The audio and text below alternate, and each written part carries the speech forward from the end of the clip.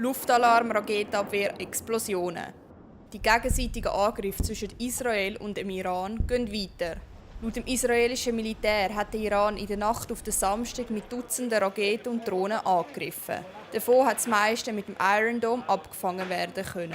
Das funktioniert, indem ein Radargerät bedrohliche Geschosse erfasst und mit einer sogenannten Abfangrakete das angreifende Objekt neutralisiert. Trotzdem hat es in und um Tel Aviv mehrere Explosionen gegeben. Dabei sind laut Medienbericht 3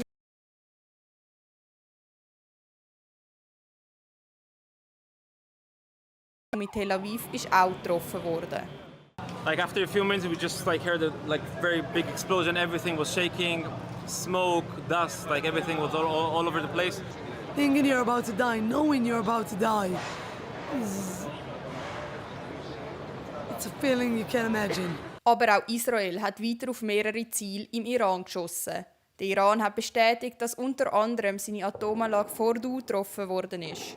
Insgesamt sind bisher 78 Menschen getötet und mehr als 320 verletzt worden, wie der iranische UNO-Botschafter Amir Said Iravani sagt.